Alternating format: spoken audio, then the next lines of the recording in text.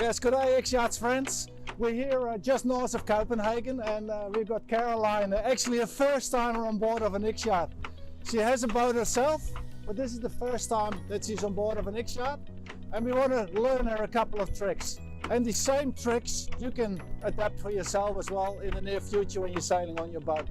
We want to reef the mainsail now because you can see there's a black cloud coming over there. So we always want to be one step ahead. So what we do first is over trim the jib. When we over trim the jib, we actually help depowering the mainsail. So that's what we're doing right now, just a couple of clicks on. Then I ease the main sheet, make sure that the vang is off as well. And that I know because I checked that before. So now I ease the main sheet, and then Jesper can ease the main halyard. Let's come a little bit to the left. Ready? Yes. We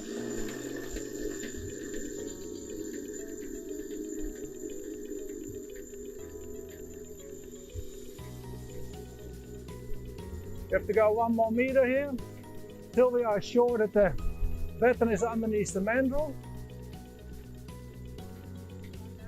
Yep, and okay, and once we're done, I can start trimming the main sheet on.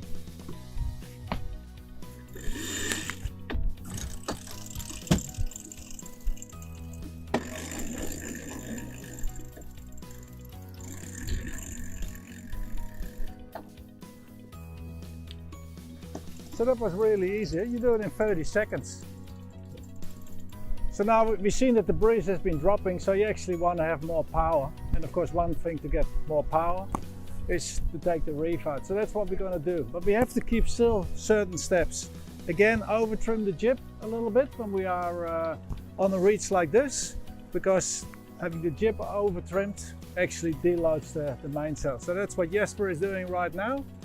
And then of course, make sure that the vang is off and that we ease the main sheet, because then Jesper can ease the mandrel off and start hoisting the main. Yeah. Okay, so before Jesper starts hoisting, I have to make sure that the main sheet is off, that it's well eased. Okay, stand by for hoisting, and now we can start hoisting.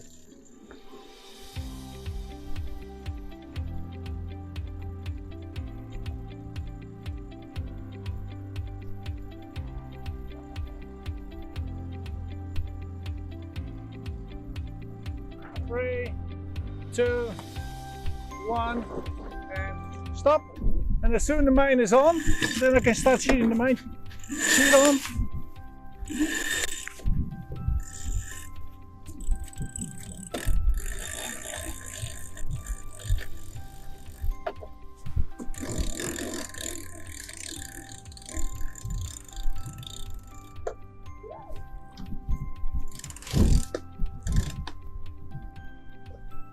Just in general, what we don't have on this boat, we don't have marks.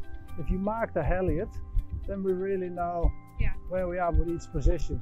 So we can do that for each reef position, and of course as well for the full hoist. Especially night time when you don't have good vision, you just have a small torch, you mark your halyards and you know where you are.